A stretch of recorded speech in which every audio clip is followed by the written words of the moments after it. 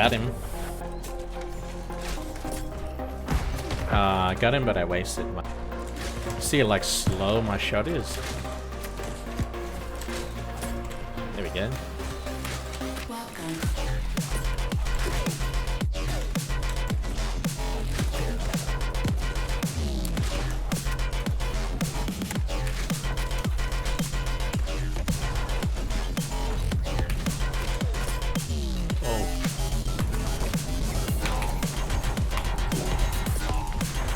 Got him again.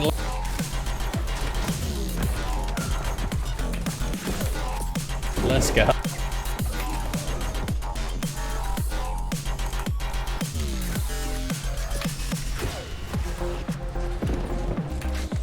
He's going. Yep.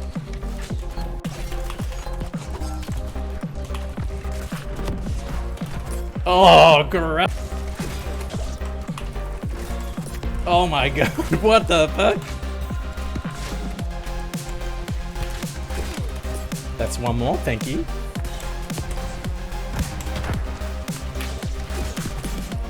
Oof. Heal it back. Oh. Oh, let's go.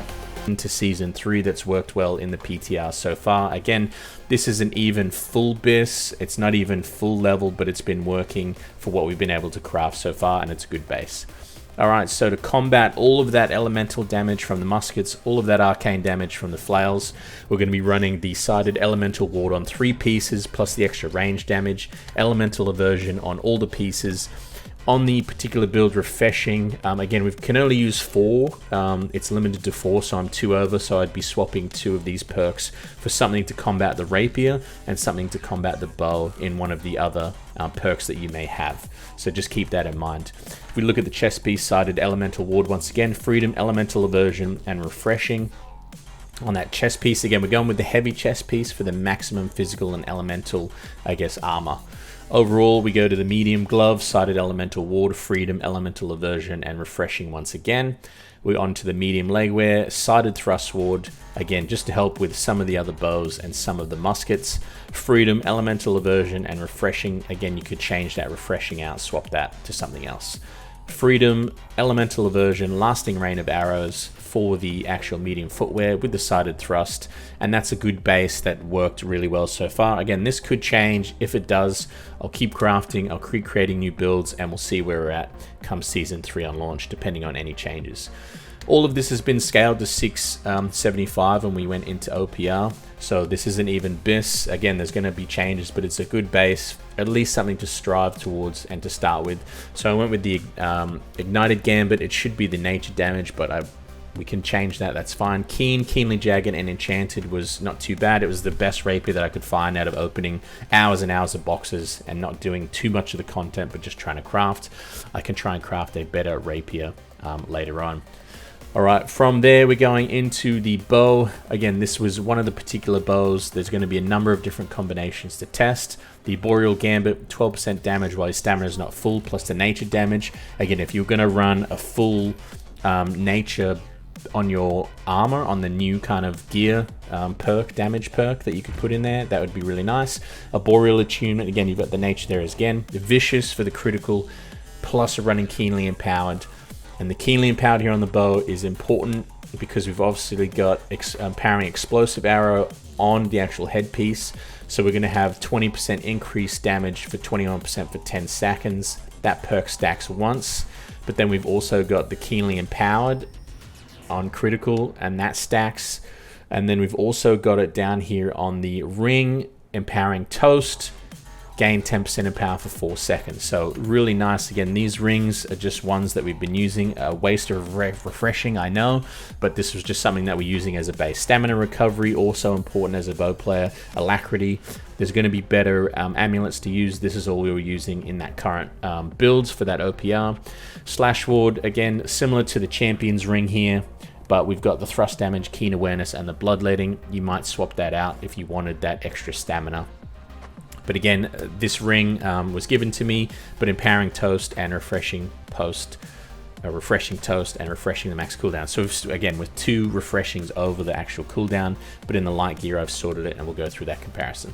So there it is. There is a particular anti-musket, anti-flail build. Again, good physical and elemental, as you can see. 15% thrust damage, a good base overall on all the elemental. Again, a musket squad. They were running arcane, they were running lightning, they were running void, they were running nature. So if you're going to first 5 of them, it gives you a good base overall.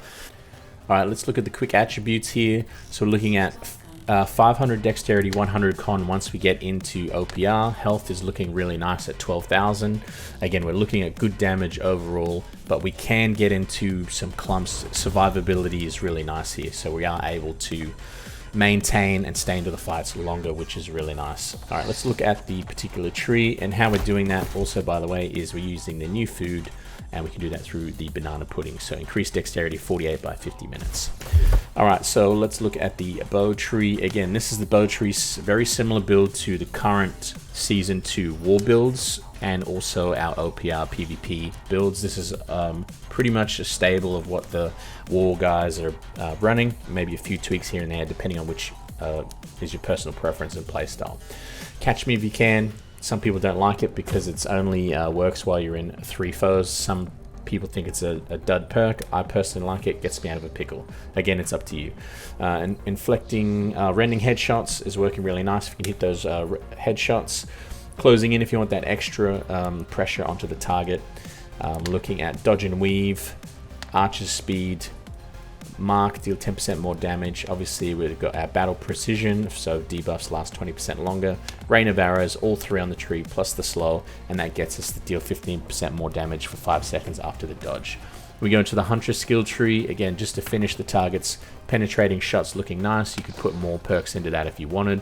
Long range, finishing shot, again really nice, 15% more damage to targets below 50%, absolute must.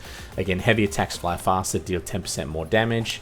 Explosive arrow obviously is a very nice perk on to the hunter tree. Flame arrow, again it's entirely up to you, but I've got the flame on the actual runestone itself. Then we look at the surprise attack, deal 50% extra damage. You could swap that out to something else if you think there's a better perk. Again, it's all personal preference. You might swap over to the increase the distance, or heavy attacks deal 10% increased damage to 100% if you like the opening strat. That could work with the new the bolt artifact. And obviously bullseye, increased critical chance of bow shots for 10%. So that one's the bow. We'll quickly go to the rapier here. Again, this is similar to the war and OPR builds. Once again, this is the rapier. Refreshing strikes, unerring, deal 5%, and then we've just got the 3 on the flourish and finish. Running to that light edge, running the full evade, obviously desperation, controlled breathing for that extra stamina. I'm liking the flesh, quick lunge, backside, interruption, get the actual swiftness for the extra haste. Just get in, hit your targets, get out if that's your particular playstyle, and then get your momentum. So there we have it. That is the base that we're starting with for the bow, for the anti-musket, anti-flail build. Again, this is all subject to change. This is all just a particular theory that has worked so far in one OPR at 300 ping. It may or may not work, but it is a very good start for something to look towards. Hope you enjoyed it. Let me know in the comments what you think about your particular builds. Are you going to run light? Are you going to run medium? Do you think there's a better perk? What perks do you want more than others? And then let's talk about it. Let's bow enjoys get together and build an anti-musket, anti-flail so we can keep the bow enjoys alive. Alright, hope you enjoyed the video. Like and subscribe if you can. I'll be providing more content on the bow and Season 3 as we get into it. Hope you enjoyed it. I'll see you in the next one.